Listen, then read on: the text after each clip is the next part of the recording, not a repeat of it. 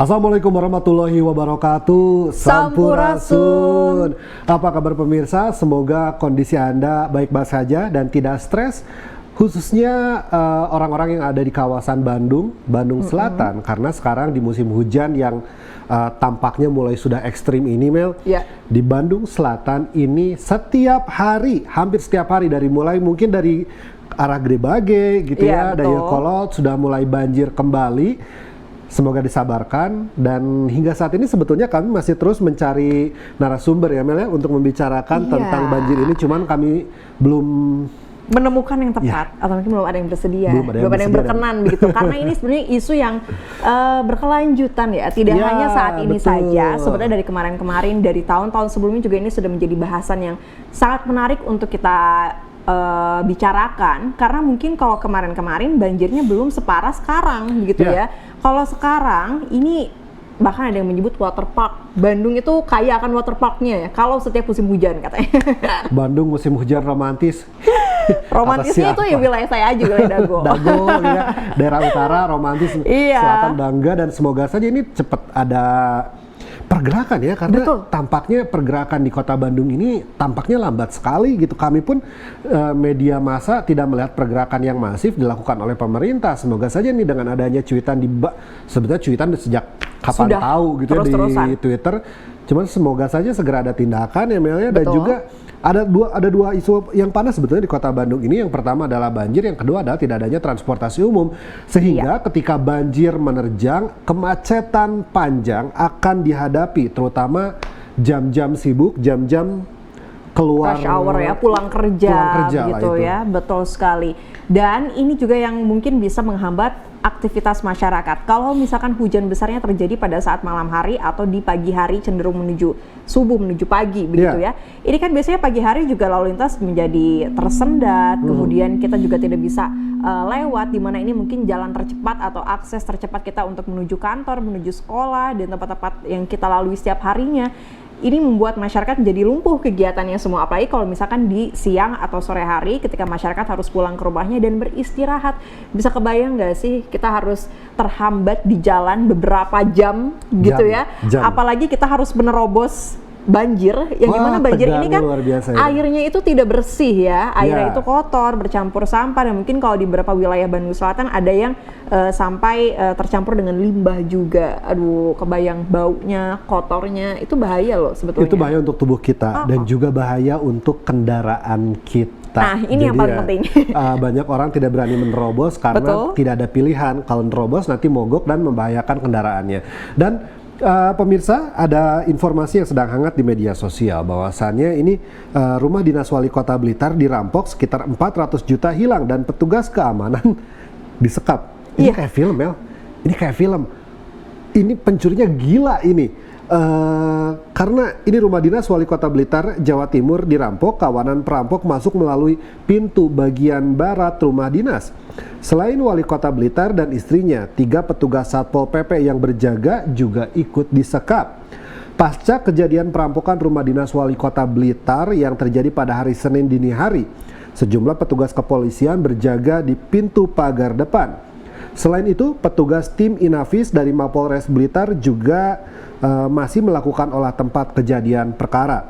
Ya, Kapolres Blitar Kota, AKBP Argo Wiono mengatakan bahwa kejadian perampokan ini diperkirakan terjadi pada pukul 3 dini hari dan diperkirakan kawanan perampoknya berjumlah 5 orang. Selain wali kota dan istrinya, terdapat 3 penjaga lainnya juga ikut disekap.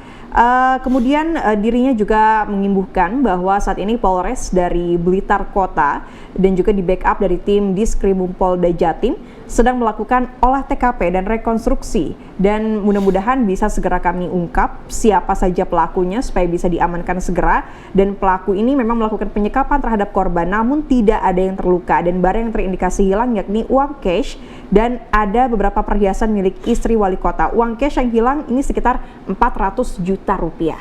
Wah, memang ini tumben ya ada orang yang menyimpan uang jarang ya sekarang sebanyak itu. Biasanya ya mungkin sekitar 1 juta 2 juta gitu ya untuk menyimpan. Kalau misalkan yang jualan pun sebetulnya uang hasil jualan yang akan dibelanjakan esok harinya. Ya semoga saja ya ini tidak terulang dan juga perampoknya bisa segera diamankan. Bisa segera terungkap juga motifnya apa, begitu ya. Tapi kemudian, di sisi lain ya Mela, kalau kita ngomong kan merampok itu kita harus berhitung ya. Iya. Kira-kira ini lengah atau tidak gitu ya. Ada berapa orang di dalam rumah, dan ini wali punya kota senjata atau tidak, begitu ya. Ini wali kota yang dirampok, ini kayak film.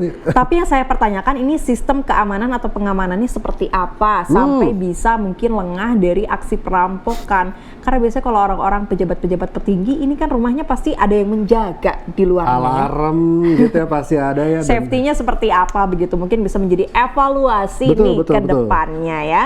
Dan kemudian kita ke informasi berikutnya pemirsa, ini dalam persidangan Putri Chandrawati ceritakan awal mengenal Brigadir J. Nah, ini masih terus terjadi persidangannya di mana saksi dari terdakwa Barada Richard Eliezer Pudihang Lumiu alias Barada E, Brigadir Kepala Riki Rizal, RR dan Kuat Ma'ruf, yakni Putri Chandrawati mengaku bahwa dirinya mengenal Brigadir J ini sejak tahun 2019. Dan hal tersebut dibeberkan saat Hakim Ketua Wahyu Iman Santoso menanyakan sejak kapan Putri Chandrawati mengenal Brigadir J. Dan ia menyatakan bahwa sudah mengenal sejak tahun 2019, tepatnya pada bulan Desember sebagai driver suami saya. Begitu kata Putri. Oke, dan selain itu Putri juga menyebut Brigadir J menjadi supir pribadinya sejak bulan Oktober tahun 2021. Ia menyatakan bahwasannya kurang lebih 2021 bulan Oktober Ferdi Sambo menunjuk Yosua sebagai driver istrinya.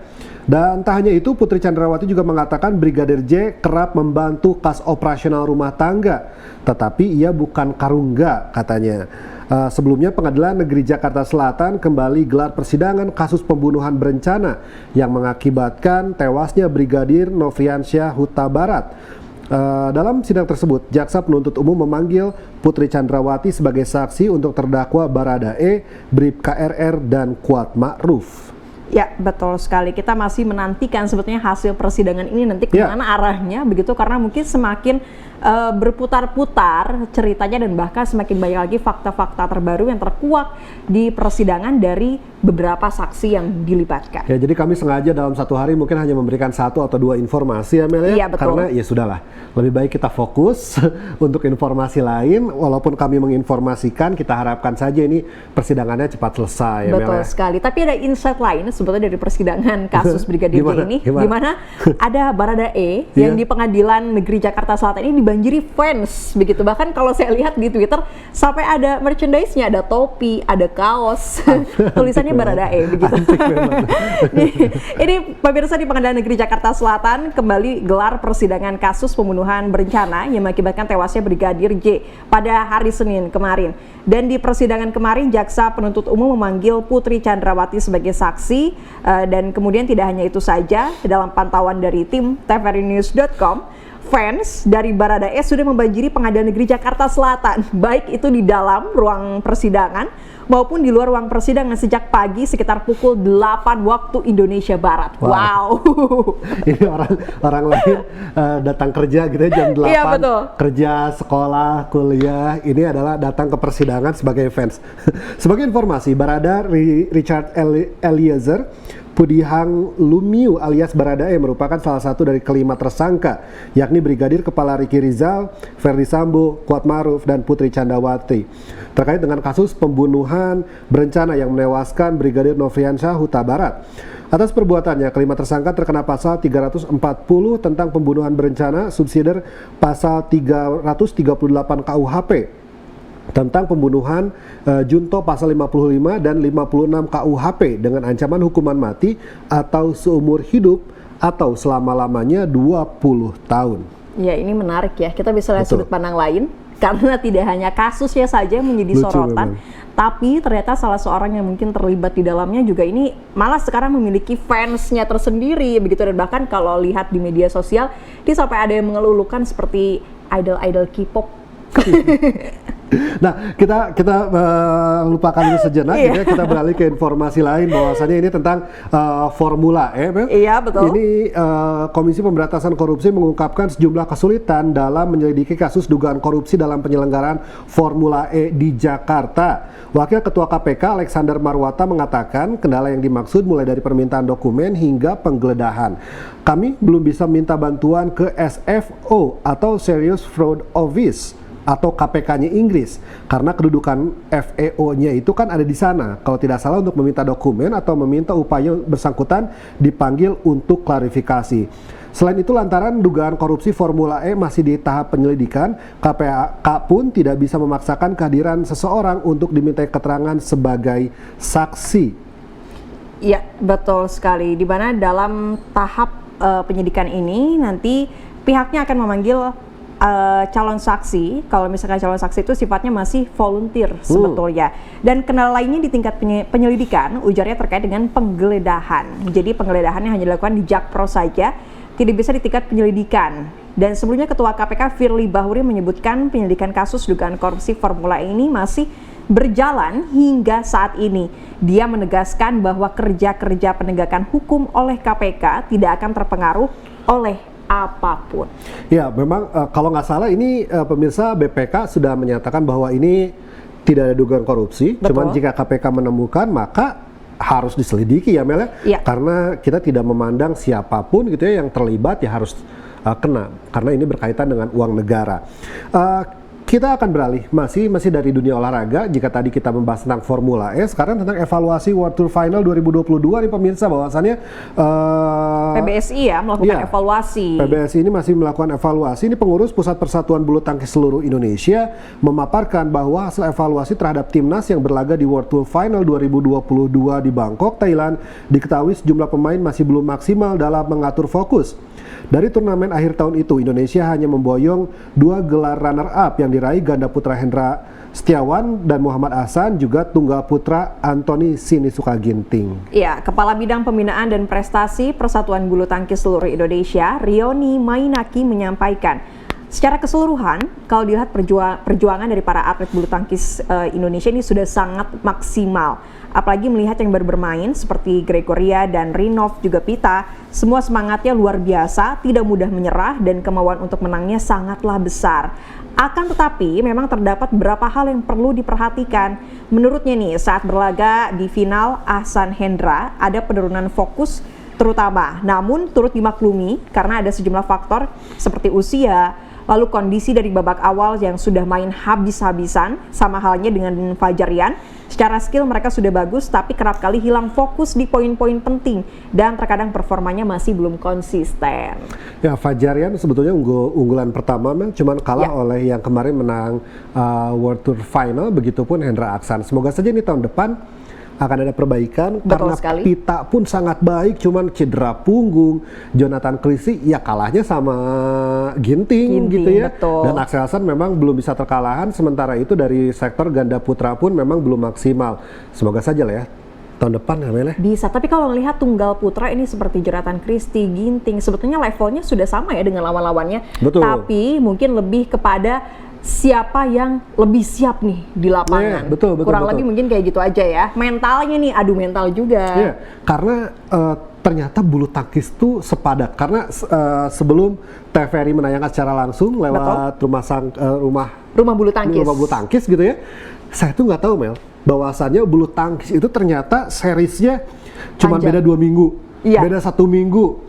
Kadang kalau misalkan di negara yang sama, kayak misalkan Denmark Open langsung Denmark Master misalkan, itu ketika juaranya hari Minggu, biasanya atau Senin atau Selasanya ini sudah main lagi. Berarti wah, padat sekali loh rangkaian kegiatannya gitu ya. Betul. Mungkin seperti apa pemusatan latihannya, fokus latihannya, ini juga perlu menjadi evaluasi juga. Betul. Ya, supaya tenaga mereka tidak habis-habisan di awal, kemudian di tengah-tengahnya mereka mungkin sudah menyurutlah semangatnya begitu ya, capek pasti, apalagi World Tour Final itu diselenggarakan di bulan Desember. Betul. Maka mungkin salah satu strateginya adalah setingkat Jonathan Klisi dan Ginting mungkin ada ikutnya di 500 ke atas, 500, 750 sampai 1000 gitu ya. Betul. Terus yang junior-juniornya difokuskan untuk mengambil 300 sampai 500 agar ini fokus ya Mel ya, untuk memastikan bahwasannya fisiknya bisa terjaga, karena kalau udah berbicara tentang cedera, kadang untuk beberapa ligamen kayak misalkan lutut gitu ya,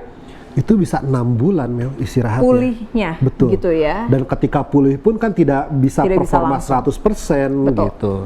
Tapi diharapkan semoga saja nanti bisa ada regenerasi atlet-atlet baru juga, begitu ya. Apalagi kalau bulu tangkis kan banyak nih peminatnya. Masyarakat mungkin lebih condong memasukkan anaknya ke olahraga bulu tangkis. Dari kecil mereka sudah bermain bulu tangkis bersama teman-teman di rumahnya, saudara-saudaranya. Jadi mungkin akan banyak sekali regenerasi bibit-bibit atlet yang nantinya bisa kembali membawa nama Indonesia di jenjang yang lebih tinggi lagi tentunya.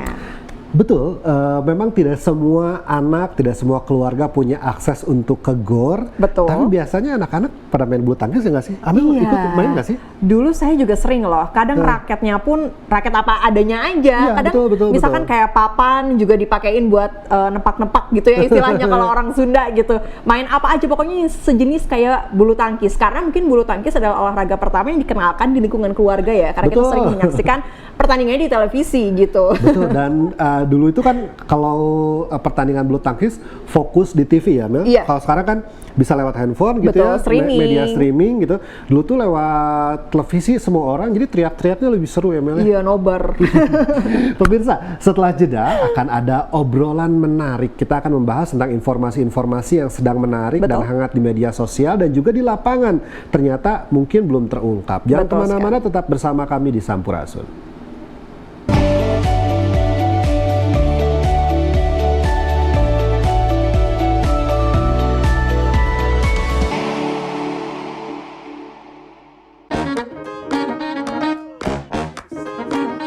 Halo, aku Modi, Sobat Digitalmu. Kamu tahu nggak kalau siaran TV analog akan diganti menjadi digital? Untuk beralih ke siaran TV digital, kamu hanya perlu menginstal set-top box tanpa membayar iuran bulanan. Siaran TV digital membuat gambar televisimu lebih bersih, lebih jernih, dan lebih canggih teknologinya. Ayo, segera bermigrasi ke siaran TV digital. Bersih gambarnya, jernih suaranya, canggih teknologinya.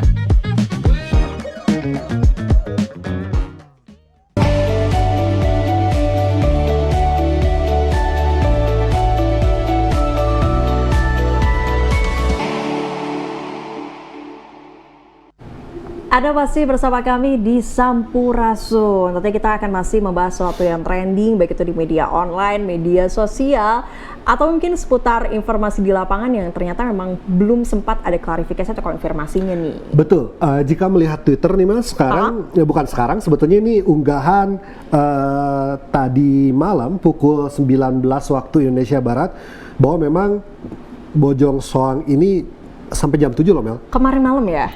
Kemarin malam, sampai jam 7 malam, pada sampai pukul 19, ini masih ada antrean dan tidak bergerak itu di jalan karena terputus banjir. Betul sekali. Memang saya merasakan nih wilayah sana begitu ya, kalau misalkan weekend kan sudah pasti macet, banyak yang keluar dari tol Buah Batu. Tapi kalau misalkan setelah musim hujan, ini hujan di jam apapun, biasanya kalau hujannya besar dan berimbas banjir di wilayah Dayakolot dan sekitarnya, ini imbasnya akan macet sampai ke terusan Buah Batu, Bojong Soang. Ini semoga saja menggugah gitu ya para pemimpin-pemimpin di daerah Bandung Raya untuk benar-benar memiliki fokus untuk meningkatkan tentang transportasi publik, Mel. Karena dengan adanya transportasi publik, maka akan bisa meminimalkan jumlah kendaraan pribadi yang akan lewat. Sekarang masyarakat menggunakan mobil pribadi, motor pribadi, itu karena tidak ada solusi lain dari pemerintah tentang alat transportasi yang murah. Jika naik angkot itu mahalnya luar biasa dan tidak efektif juga sebetulnya. Secara waktu itu sangat molor, sangat lama, sehingga kami mengharapkan sebetulnya dari pemerintah adanya integritas layanan transportasi yang murah dan juga bisa memberdayakan angkot-angkot ini ya Mel ya. Jadi bisa aja misalkan sekali tap atau sekali bayar dari Bale Endah bisa sampai Setiabudi misalkan gitu ya, dengan cepat, dengan aman gitu ya, walaupun tidak nyaman. Ya, yang penting cepat. Yang penting cepat. Oke gitu ya. Iya, betul. Sebetulnya sekarang sudah ada Transmetro Pasundan. Dulu kan itu bus Damri ya, tapi mungkin direvitalisasi kembali. Namun sayangnya ini banyak sekali rute yang dilalui, tapi tidak bisa dilalui karena masih ada perebutan trek atau trayek begitu ya dengan angkutan kota, kemudian beberapa kendaraan lainnya yang mungkin biasanya mereka tercover dengan angkot, terus sekarang ada Transmetro Pasundan, mungkin masyarakat akan lebih memilih Transmetro Pasundan begitu. Jadi mungkin ini masih perebutan dan mungkin masih ada audiensi berkelanjutan. Tapi semoga saja ini bisa segera selesai. Karena kalau untuk saya saja wilayah Dago sampai ke Cibaduyut ini sebenarnya bisa dilalui dengan satu bus saja. Dan itu tarifnya pun di bawah Rp5.000, jauh dekat, dan tinggal tap aja pakai kartu e-money begitu ya, dan ini bisa memudahkan masyarakat karena mungkin sekarang pun rata-rata sudah cashless semuanya, sudah tidak memegang uang cash, jadi bisa lebih mempermudah.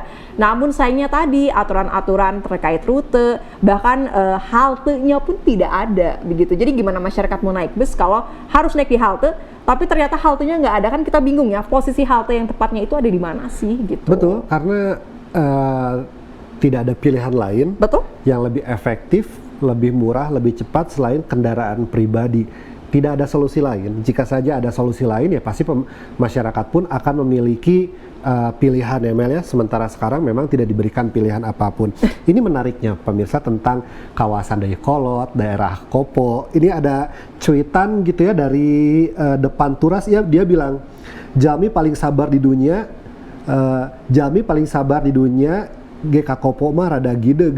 Jadi katanya orang paling sabar di dunia kalau ke Kopo gentar juga gitu. Ini kan lucu ya. Maksudnya sekarang Kopo terkenal dengan kemacetannya, apalagi kalau misalkan sore hujan, wah selesai gitu ya. Iya, betul. Padahal sudah ada tol Soroja, di mana tol Soroja katanya mau menjadi solusi kemacetan wilayah Kopo. Tapi tidak juga ya? Tidak juga, karena akhirnya masih menggunakan kendaraan pribadi gitu ya. Iya, betul sekali. Ditambah mungkin tarif tolnya juga yang berbeda, lebih mahal karena mungkin beda dari penyedianya atau mungkin yang memiliki akses tolnya begitu, sehingga mungkin tarif tolnya akan sedikit berbeda, dan sedikit juga mungkin masyarakat yang memang aktivitas kesehariannya menggunakan tol untuk bepergian ke kantor atau pulang dari kantor. Mungkin PR juga ya, kita harus keluar berapa dengan bensin, biaya servis kendaraan, dan harus tol juga begitu. Jadi memang untuk Anda yang punya kendaraan memang harus menyediakan uang bensin. Jadi cicilan itu, jika cicilan atau uang cash gitu ya, hitung juga nih uang perharinya, bensinnya berapa, servisnya berapa, tolnya berapa. Dan juga pastikan bahwasannya untuk Anda yang punya mobil diharapkan punya garasi sendiri ya Mel ya, karena salah satu permasalahan di perkotaan adalah ketika punya mobil, hidup di yang di depan rumahnya jalannya tidak terlalu besar gitu ya, parkir di depan rumah ini menyusahkan banyak orang gitu ya. Kadang juga harus diakui bahwasannya ini banyak orang yang tidak merasa bahwa itu penting, padahal yang namanya jalan itu adalah milik masyarakat gitu ya Mel ya. Betul sekali, banyak sekali keluhan di media sosial khususnya Twitter atau Facebook yang pada curhat nih, kalau masyarakat atau mereka tetangga-tetangganya ini pada parkirnya di luar, padahal ada carport, ada garasi gitu, tapi mereka tetap parkirnya di luar rumahnya atau di luar pagernya. Tentu kan ini menghambat kalau ada masyarakat yang pengen pergi duluan gimana? Karena nggak bisa belok, nggak bisa lewat, nggak bisa keluar, dan bahkan ada yang paling parahnya lagi parkir di halaman tetangga. Itu sih, itu yang paling menyebalkan. Jadi pemirsa, kalau di Jepang itu sebelum Anda beli mobil, Anda harus dipastikan bahwa Anda punya garasi. Jadi nggak bisa sembarangan ya Mel yang punya mobil itu. Betul sekali. Sekarang pemirsa kita akan berbincang, ini seru karena salah satu cita-cita saya gitu ya Mel ya, bisa menguasai bahasa isyarat. Dan kita ini akan ngobrol tentang belajar bahasa isyarat, tingkatkan empati masyarakat. Sudah hadir bersama kami Balfa Faustin, juru bahasa isyarat, yang jika Anda perhatikan ini nih Teh Balfa ini yang suka menjadi juru bahasa isyarat ketika JHI hari Senin ya Mel ya. Betul sekali. Kita langsung sapa saja. Selamat siang, Sampurasun Balfa. Selamat siang. Balfa damang Balfa. Alhamdulillah. Balfa, ini kalau berbicara bahasa isyarat, tingkatkan empati. Sebenarnya kita juga pengen ya bisa bahasa isyarat, karena kita bisa berkomunikasi juga dengan teman-teman kita dan lain sebagainya. Mungkin bisa diceritakan terlebih dahulu nih, bahasa isyarat itu bahasa seperti apa, dan mungkin cara penggunaannya juga seperti apa supaya masyarakat bisa lebih paham lagi. Oke. Kalau kita berbicara tentang bahasa isyarat, tentu itu kita akan berbicara dengan teman-teman tuli, mana komunikasi mereka itu salah satunya dengan bahasa isyarat. Ada komunikasi total pakai oral, itu ada komunikasi dengan membantu bahasa isyarat. itu udah jadi bahasa sehari-hari teman-teman kita yang teman tuli. Nah, gimana kalau kita mau menggunakan bahasa isyarat? Tentu bahasa isyarat itu kita gunakan, yang penting kita tahu dasarnya terlebih dahulu, seperti abjadnya. Kita harus hafal dengan abjadnya, karena kalau bahasa isyarat itu biasanya digunakan mengikuti gestur tubuh.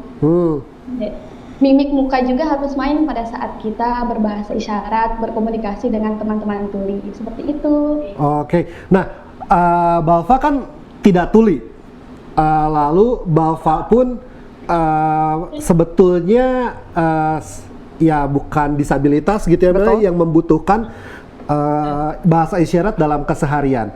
Dulu Balfa memulai belajar bahasa isyarat, kenapa? Bisa cerita nggak? Dulu pengalamannya, awal mulanya. Awal mula pada saat saya magang, kan kalau saya itu ambil jurusan kuliah itu pendidikan luar biasa atau pendidikan berkebutuhan khusus. Nah, di sekolah itu tentu kita di sekolah tidak hanya satu ketunaan seperti tunagrahita, tapi kita juga mencakup semuanya, ada tunarungu, ada tunanetra. Nah, pada saat itu magang, saya mendapatkan kelas tunarungu. Di situ saya mulai, oh kita harus punya basic nih, basic bahasa isyarat untuk bisa membagi ilmu kita kepada anak-anak kita yang tunarungu. Oke, Bapak, belajar bahasa isyarat tuh susah nggak sih? Bilang susah gampang ya, karena itu butuh ingatan yang panjang. Seperti itu. Ingatannya harus fokus, kita ingatan juga harus disediakan sama kita, seperti itu. Nah, ini tentu penasaran juga nih, karena kita juga tertarik sebetulnya, tapi kita bingung ya, mau mulai dari mana nih untuk mempelajari bahasa isyarat. Step by step untuk mempelajari bahasa isyarat, trik dasarnya itu apa, Balfa?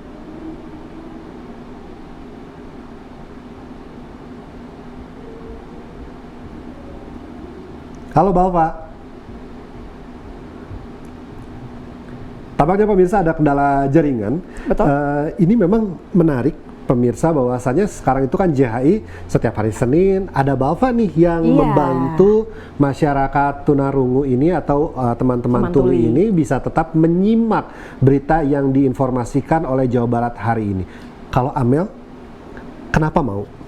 Saya sebenarnya pengen berkomunikasi dengan teman-teman tuli ya. Karena mungkin secara bahasa mereka bisa melihat gerak bibir kita kalau kita ngomong, tapi mungkin ketika mereka menjawab apa yang kita obrolkan atau kita tanyakan, kita kan nggak ngerti ya. Betul. Mereka menjawab seperti apa, dan mungkin terkesan bisa kita lebih meningkatkan empati kita nih terhadap teman-teman tuli. Dan sebetulnya kalau untuk saya gitu ya, belajar bahasa isyarat itu kayak belajar bahasa lain. Betul. Kayak misalkan orang Bandung belajar mendalami bahasa Sunda gitu ya, belajar bahasa Inggris atau bahasa-bahasa lain, begitupun dengan bahasa isyarat. Sebetulnya saya ingin nanya nanti ke Balfa, kalau misalkan ada nggak sih bahasa isyarat yang seperti bahasa Inggris gitu ya? Betul. Jadi kalau misalkan saya ke Inggris, misalkan bisa, ke negara lain, bisa ngobrol nih sama teman-teman tuli juga di sana gitu ya. Dan sebetulnya saya juga bingung, kan kalau kita berbicara ini kita ada suku kata, penggabungan dengan kalimat dan lain sebagainya. Nah, kalau bahasa isyarat seperti apa? Karena rasanya mungkin akan sangat panjang kalau menggabungkan satu kata atau satu huruf. Kalau kita misalkan A-nya gimana gitu ya. Apalagi kalau lihat Balfa kan mungkin menerjemahkan bahasa yang kita bicarakan gitu ya menjadi bahasa isyarat, kan kita ngomong juga cepet ya. Ini gimana ngejarnya? Iya, betul. Ini menjadi penting karena bukan saja sebagai agar komunikasi gitu ya, cuman juga ini bisa meningkatkan kemampuan otak kita. Dan kita tanya lagi nih ke Balfa. Balfa sudah terhubung kembali ya? Oke. Balfa, tadi ada pertanyaan yang sempat tertunda. Bahwasanya kalau kita mau belajar, awalnya kayak gimana nih Balfa? Step by stepnya nih, trik dasar. Trik dasarnya itu kita dimulai dari ini ya, abjad. Abjad itu kita jadi dasar segala isyarat. Contoh kalau misalnya kita tidak tahu bahasa isyaratnya, kayak makan tuh isyaratnya gimana biasanya. Nah, kita bisa menggunakan abjad itu. Jadi di spell kayak M, H, K, A, N. Itu boleh banget. karena mereka juga bakal mengerti untuk kita di spell seperti itu bakal mengerti. Jadi intinya kalau kita mau belajar harus pahami dasarnya itu abjadnya terlebih dahulu seperti itu. Dan ingat kalau kita mau belajar bahasa isyarat juga gestur tuh harus main karena itu yang menjadi suasananya lagi kayak gini. Ini kayak kalau sudah siapa, nah itu ada mimik muka yang harus main, kita gestur itu harus main seperti itu. Wow, jadi per abjad, kemudian kegiatannya juga, aduh bener ya, ingatan nih harus bener-bener bagus. Kalau kita udah agak tuir-tuir, pelupa gimana nih? Bapak terakhir saja informasikan kepada masyarakat, apakah di dunia ini ada satu bahasa isyarat yang bisa diterima oleh setiap negara internasional skalanya, sehingga kita bisa belajar langsung aja ke situ gitu.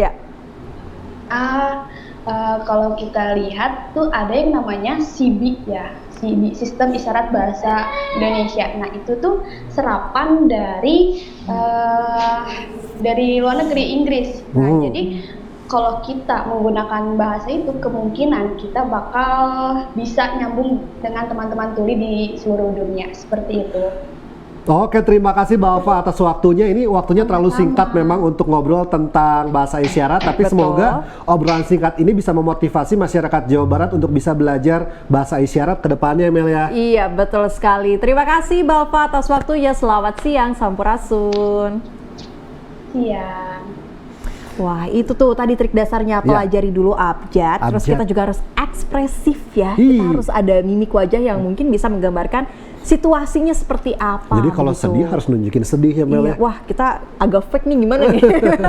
Ya pemirsa, setelah jeda kita akan nanti berbincang ini tentang kegiatan pembelajaran pasca gempa di Cianjur. Bagaimana sebetulnya adik-adik kita yang masih sekolah di sana sistem pembelajarannya. Jangan kemana-mana, tetap bersama kami di Sampurasun.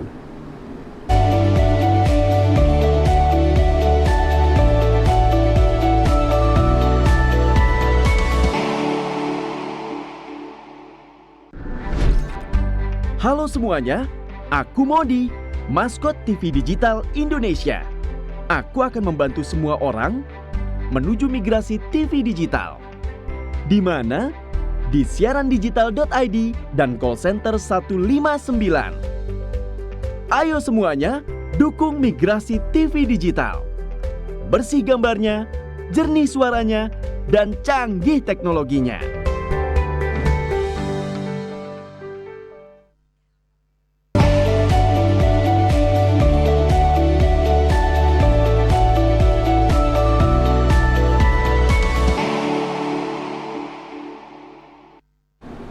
Anda masih bersama kami di Sampurasun. Ini berbicara terkait penanganan atau pemulihan pasca gempa.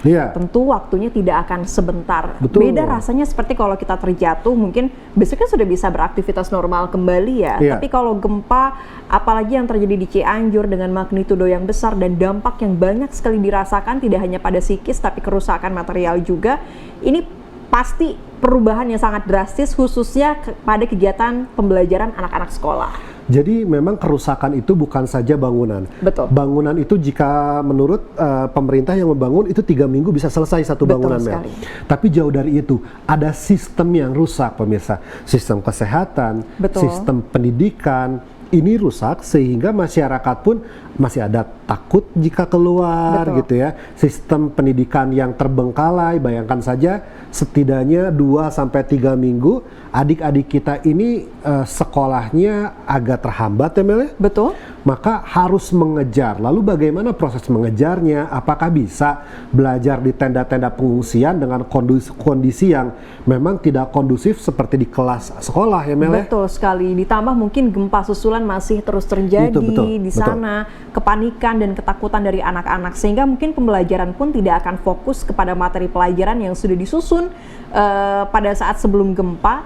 tapi mungkin saat ini akan lebih kepada penanganan trauma healing anak-anaknya ini seperti apa, karena tentu ini hal yang penting supaya kegiatan pembelajaran apalagi sekarang sudah masuk masa penilaian akhir semester bisa kembali berjalan. Betul, dan kita untuk mengonfirmasi bagaimana kondisi terkini dari proses pembelajaran di kawasan Cianjur sudah terhubung bersama kami Haji Akibat Ibrahim SPD MM, beliau Kadisdikpora Kabupaten Cianjur. Kita akan membahas tentang kegiatan pembelajaran pasca gempa Cianjur. Assalamualaikum warahmatullahi wabarakatuh. Sampurasun.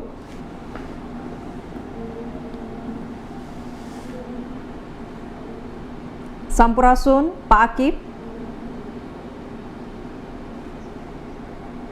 Ya, tampaknya memang sinyal masih terputus-putus hingga Betul. saat ini, berarti Mel, sinyal komunikasi pun di kawasan Cianjur belum normal Pulih, seperti biasa, belum pulih. Semoga saja ini adik-adik kita nih, terutama SD, sebetulnya saya khawatirkan anak kelas 1, kelas 2 Mel. Ya.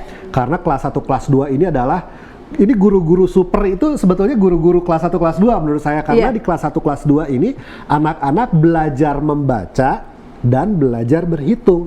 Betul Itu sekali. kan dua skill ini adalah dua skill Dasar yang ya. akan bisa membuka dunia untuk mereka untuk membaca, bisa melihat kondisi terkini dimanapun, bisa melihat sejarah dimanapun, bisa membaca penemuan-penemuan terkini dimanapun, dan kemampuan berhitung adalah kemampuan untuk berlogika. Betul. Jadi logika itu tidak perlu jual beli aja ya Mel ya. Berlogika itu Iya. bisa dari Bandung kalau mau ke Cianjur enaknya lewat jalan mana ya, Iya, gitu ya. betul sekali. Ini bisa melatih dari dasar begitu ya, bagaimana Betul. anak-anak bisa berpikir, logikanya bisa terbuka lebih luas lagi. kritis. Ya, lebih kritis lagi. Tapi kalau misalkan di tenda-tenda pengungsian Betul. gitu, apalagi mungkin dengan logistik seadanya nih, karena mungkin kan tertimbun oleh reruntuhan bangunan, karena kabarnya sekolah-sekolah juga rusak semuanya gitu ya, dan mungkin buku-buku, alat tulis mereka juga luput juga gitu, tidak bisa terselamatkan. Nah, ini mungkin menjadi kesulitan atau kendala tersendiri, dan tidak hanya anak-anak saja yang butuh pulih kembali secara psikisnya, guru-gurunya pun sama. Jadi Iya. mungkin akan sedikit sulit ya untuk memberikan materi pelajaran di kondisi pemulihan pasca gempa seperti saat ini. Satu sisi para gurunya pun mungkin membutuhkan bantuan psikis sambilnya, Betul. karena gurunya pun bagian dari korban gempa Cianjur. Setidaknya untuk para relawan juga beberapa informasi yang kami dapatkan nih Mel, bahwasannya banyak juga relawan yang membawa buku. Ya. Ini penting karena khususnya untuk teman-teman adik-adik TK gitu ya, sebelum sekolah TK dan SD, bacaan ini penting juga untuk melatih imajinasi. Betul. Kalau dulu waktu saya kecil, saya suka baca majalah Bobo gitu Mel, karena di situ ada cerpen yang memang semuanya tulisan, ada juga kayak komik-komik yang satu lembar Iya, itu yang kecil-kecil ya, cerita pendek gitu cerita ya. pendek gitu yang saya bisa tidak perlu berhayal. Kita ngelihat tokoh-tokohnya kayak si Bona gitu ya, gajah berbelalai panjang, kita bisa lihat gambarnya gitu, dan itu menarik sebetulnya untuk anak-anak kecil, nggak peduli kondisi majalahnya udah rusak atau masih baru.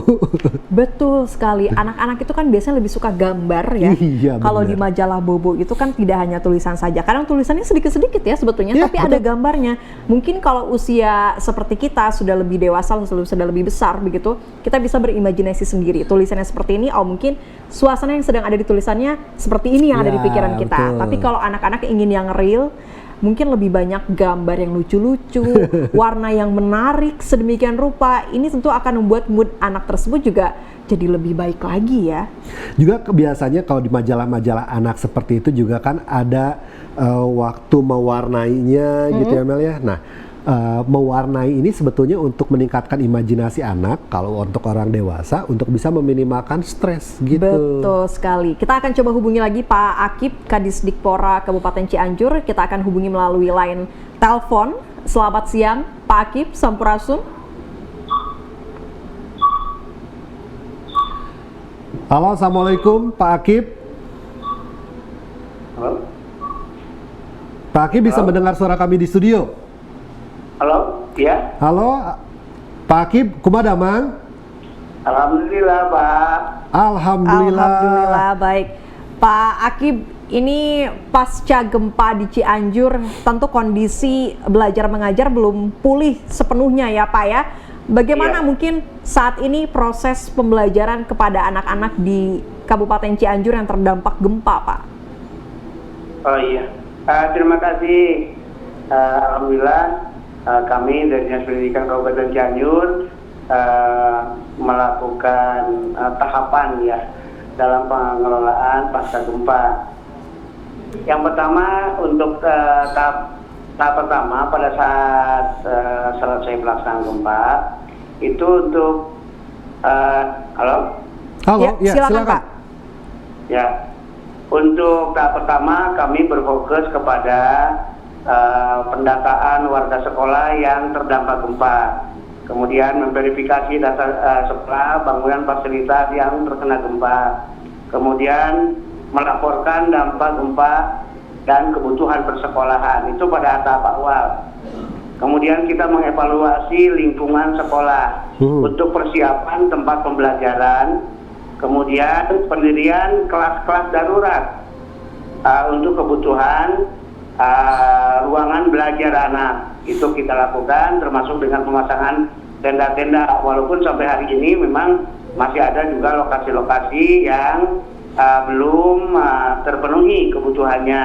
Oke. Kemudian berikutnya kita kerjasama dengan berbagai NGO terkait untuk pelaksanaan trauma healing. Jadi alhamdulillah dari berbagai NGO, dari berbagai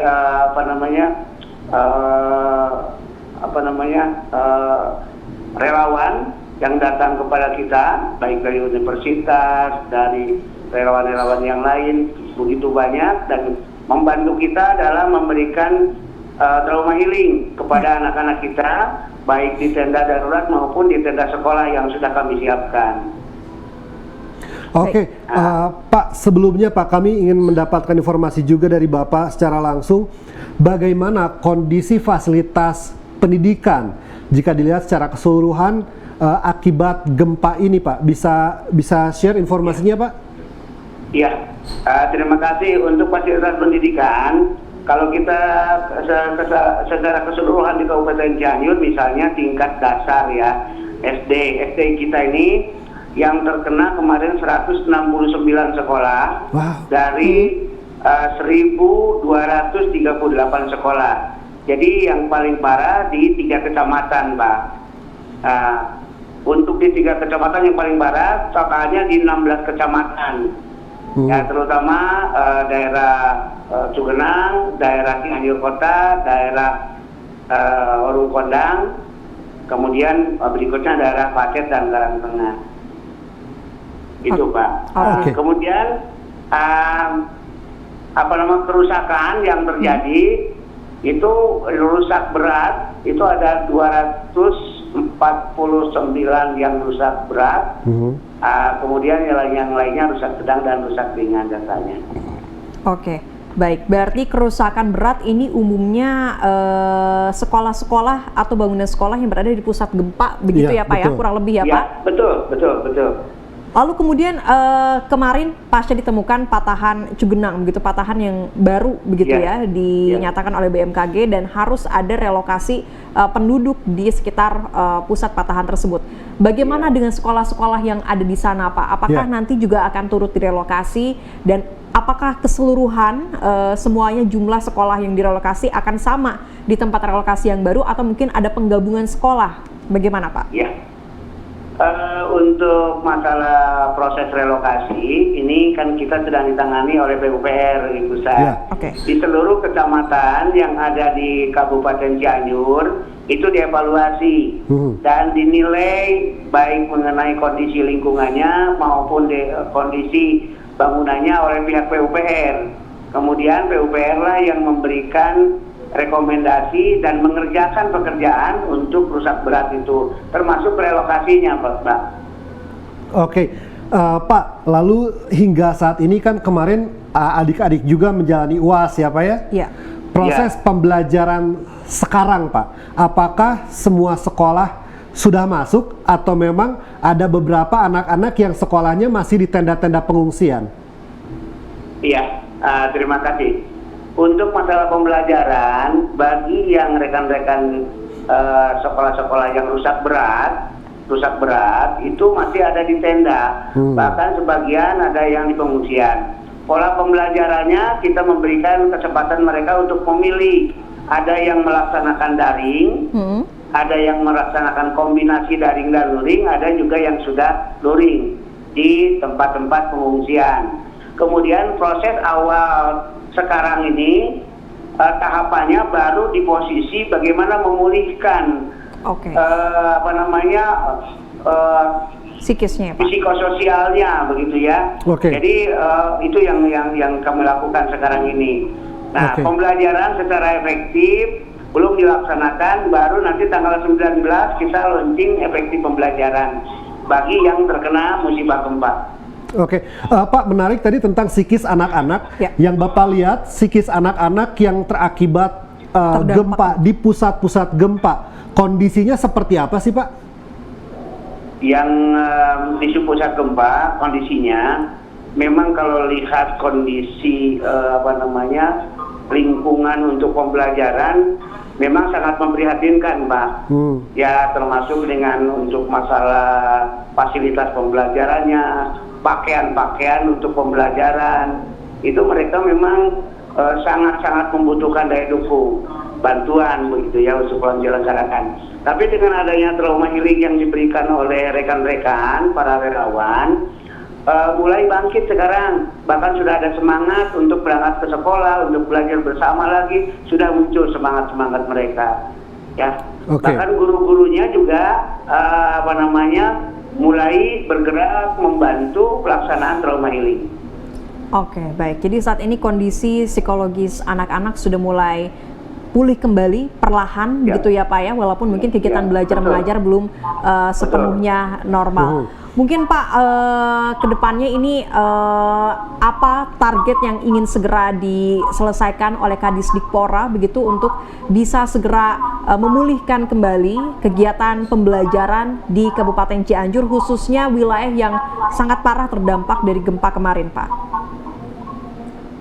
Yang pertama untuk target kami, yang pertama saat ini kita membenahi untuk tempat pembelajaran, ini baik yang di tenda maupun di sekolah-sekolah yang memungkinkan bisa dilaksanakan karena misalnya rusak ringan.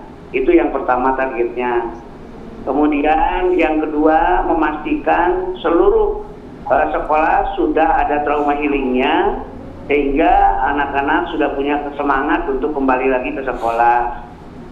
Kemudian para guru dan kepala sekolah sekarang sudah mulai menyiapkan proses pembelajaran pasca gempa, termasuk di dalamnya untuk ujian semesteran bagi yang tertunda. Karena untuk SMP seharusnya tanggal 5 sampai tanggal 9 itu tidak jadwal kita. Kemudian ada yang dilaksanakan nanti tanggal 19 pelaksanaannya. Terima kasih Pak Akib atas waktunya. Kami mendoakan agar Cianjur cepat pulih dan juga semoga saja program-program dari Bapak dan tim Kadisdikpora Cianjur bisa terlaksana dengan matang dan juga secepatnya bisa terlaksana. Hatur nuhun. Wassalamualaikum warahmatullahi wabarakatuh. Sampurasun. Terima kasih. Assalamualaikum warahmatullahi wabarakatuh. Waalaikumsalam warahmatullahi wabarakatuh. Nah, baiklah pemirsa, nanti usai jeda kita akan berbincang terkait Hari Pencaksilat nih, di mana pemerintah Provinsi Jawa Barat sudah mendeklarasikan bahwa setiap tanggal 12 Desember ini menjadi Hari Pencaksilat Nasional. Kita akan berbicara seperti apa pelestarian dan juga kenapa sih sebetulnya anak-anak muda sekarang sepertinya enggan gitu ya untuk berlatih pencaksilat ya. Agak sedikit begitu anak-anak yang mempelajari pencaksilat. Usai jeda tetap di Sampurasun.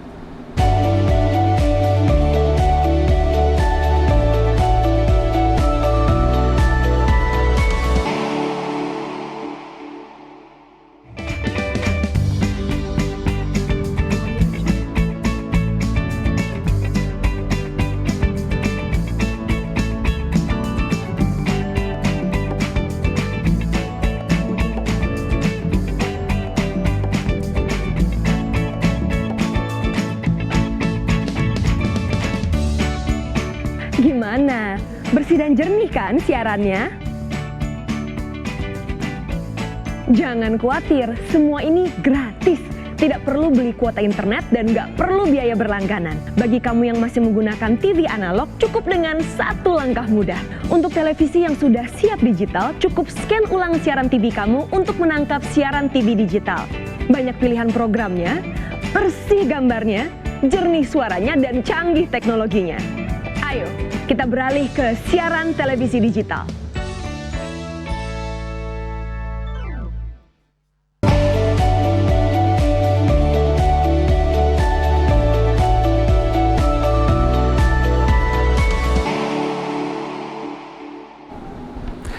Terima kasih pemirsa, Anda masih menyaksikan Sampurasun. Kali ini kita akan membahas tentang silat. Kita akan berbicara tentang Hari Pencaksilat, Pelestarian Budaya Pencaksilat. Sudah terhubung bersama kami melalui line Zoom kawan lama kami, yakni ada Gita Arifin sebagai aktor pesilat. Assalamualaikum warahmatullahi wabarakatuh, Sampurasun.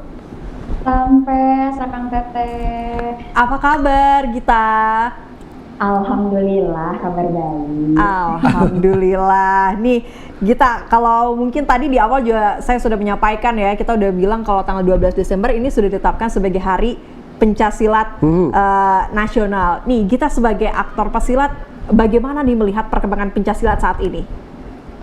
Alhamdulillah ya, saya sebagai dulu mungkin pernah menjadi atlet Kota Bandung, turut senang banget gitu ngeliat perkembangan pencaksilat sekarang, apalagi juga sudah mulai pencaksilat diangkat ke dunia entertainment gitu kan. Sekarang sudah semakin banyak juga yang mengangkat film-film action yang memang berbaukan pencaksilat gitu. Jadi ikut bangga banget sih saya sebagai dulunya mantan atlet gitu, mungkin sekarang sudah tidak menjadi atlet lagi, tapi saya tetap bangga sekali melihat perkembangan pencaksilat untuk saat ini. Oke, Gita, kan dulu atlet ya, terus sebetulnya masyarakat mulai aware, mulai nge sama pencak lagi ketika Iko Uwais gitu ya, ada film-film dia gitu kan yang pertama. Film Waga. Nah, sekarang jika kita melihat perkembangan dan antusiasme orang Jawa Barat lah ya, anak-anak Jawa Barat untuk ikut belajar pencaksilat, sudah seperti apa gitu? Kebetulan saya juga sempat mengajar gitu waktu itu di SMK, dan ketika mereka tahu nggak sih pencaksilat, alhamdulillahnya mereka masih tahu, dan ketika saya bertanya apakah kalian tahu pencaksilat dari mana, dari Jawa Barat gitu, mereka kompak bilang seperti itu. Alhamdulillahnya ternyata pencaksilat sudah cukup dikenal oleh masyarakat, terutama juga pelajar, apalagi ketika saya ke adik-adik. Nah, mungkin agak kurangnya adalah ketika generasi yang mungkin sekarang SD gitu kan, untuk SMP juga itu mungkin kurang mengetahui nih pencaksilat gitu. Sebenarnya pencaksilat itu merupakan budaya, salah satu budaya dari Jawa Barat seperti itu. Gita, ini ada tayangan, Gita lagi syuting nih ya, bisa cerita nggak sebetulnya bagaimana pencaksilat, kenapa pencaksilat menjadi primadona nih sekarang di Indonesia? Pamornya berubah begitu ya? Pamornya berubah sekarang.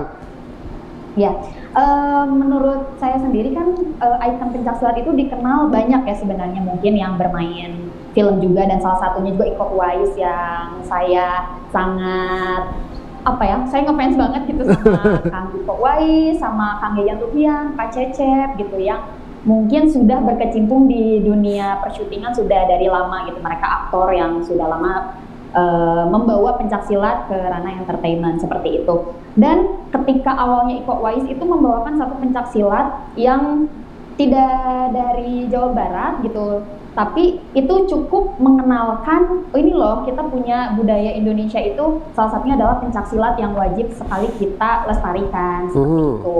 Dan kalau misalkan ngelihat, apalagi kemarin juga sempat Asian Games, pencaksilat cukup membawa nama baik Indonesia gitu, sangat banyak membawa medali emas, dan juga sempat viral teman saya Hanifan. Nah, disitulah mungkin puncaknya, oke, pencaksilat ternyata keren banget ya gitu. Iya, sebetulnya filosofi pencaksilat ini juga kan bagus ya, relate dengan kehidupan sehari-hari ya. Tapi mungkin kita bisa cerita nggak seberapa besar sih pengaruhnya pencaksilat dengan nilai-nilai kehidupan? Karena kalau di film-film mungkin ceritanya biasanya yang jawara-jawara pencaksilat ini mereka orang-orang yang baik, yang rajin membantu, dan mungkin memiliki kegiatan positif di kehidupannya. Mungkin bisa cerita kita. Jadi mungkin ini sepengetahuan saya ya, jadi kayak filosofi pencaksilat itu tidak hanya berbicara untuk mematikan lawan atau mungkin untuk hanya kayak berantem aja gitu melukai lawannya. Tidak, filosofi pencaksilat sendiri adalah tentang kekeluargaan dan bagaimana hakikatnya kita terhadap alam semesta, terhadap Tuhan gitu. Jadi kalaupun memang kita diharuskan untuk membela kebenaran dengan pencaksilat, ya itu ada unsur nilai kita tidak boleh mematikan lawan tersebut, tapi gimana caranya kita harus tetap memberikan nilai-nilai positif agar tetap membela kebenaran itu. Jadi jangan sampai kayak melukai lawan yang emang benar-benar fight gitu. Tidak kalau pencaksilat, karena ada juga unsur keindahan yang tetap bisa dilihat gitu, mungkin ada seninya. Nah, ini di tayangan ini adalah salah satu performa Gita juga ya, Git. Kalau saya mikir gitu ya, kan sebetulnya pencaksilat itu kayak deadly dance gitu, atau tarian yang mematikan, karena kayak nari ya kita ya. Kalau sebetulnya pencaksilat itu jurus-jurusnya. Untuk Gita sendiri dulu, kenapa suka sama pencaksilat?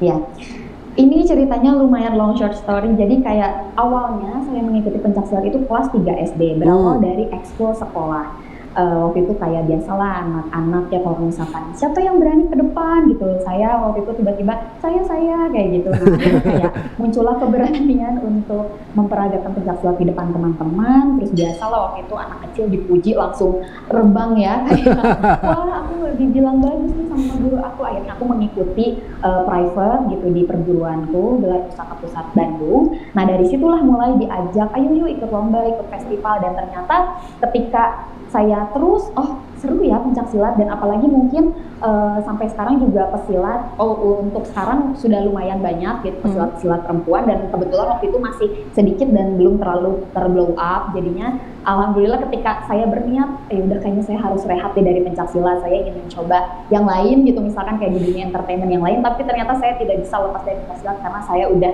cinta gitu sama pencaksilat. Jadi kemanapun saya berkarya, tujuan saya adalah untuk memperkenalkan pencaksilat minimal ke lingkungan terdekat saya. Oke, sudah menempel ya di kehidupan, mungkin sebagai label juga nih Gita pesilat begitu ya. Baiklah, Gita, mungkin terakhir ada ajakan nih untuk para anak-anak muda, generasi muda untuk mau melestarikan pencaksilat. Ya, hayu kepada semuanya, generasi milenial, pokoknya semuanya saya mengajak, jangan malu untuk mencintai budaya kita sendiri, karena kalau bukan kita yang melestarikan kebudayaan ini, nantinya siapa yang akan meneruskan gitu. Jadi tetaplah bangga atas budaya yang kita miliki, salah satunya pencaksilat. Oke, terima kasih Gita sudah berpartisipasi ngobrol-ngobrol. Nanti kalau ada film-film baru lagi, hubungi kami ya. Kita nanti ngobrol lagi nih tentang film-film baru yang bakal Gita perankan gitu ya. Iya, siapa tahu nanti mungkin 2023 yang akan launching namanya Virgo and the Sparkling. Nanti siap tayang di bioskop insya Allah 2023. Wow. Kapan kira-kira kapan? Kapan kira-kira? Belum tahu nih, kayaknya tanggalnya belum dirilis. Oke, tapi tahun depan ya, 2023 ya. Betul. Oke, sekali lagi judulnya apa tadi judulnya? Virgo and Sparkling. Virgo and Sparkling. Oke, kita tunggu. Baiklah. Sukses selalu Gita, ini semoga karirnya semakin cemerlang lagi. Nanti kita berbincang lagi seputar pencaksilat atau seputar film-film terbaru Gita ya. Oke, hatur nuhun Gita. Wassalamualaikum warahmatullahi wabarakatuh. Sampurasun. Warahmatullahi wabarakatuh. Iya, menarik ya. Kalau pencaksilat ini dibawa tidak hanya sebagai olahraga atau seni saja, tapi sekarang pamornya sudah beralih lagi ke dunia entertain. Semoga saja pencaksilat kedepannya lebih diminati oleh masyarakat. Betul. Sekian pemirsa Sampurasun edisi kali ini, saya Tegar Bestari. Dan saya Amelia Putri pamit undur diri. Wassalamualaikum warahmatullahi wabarakatuh. Sampurasun.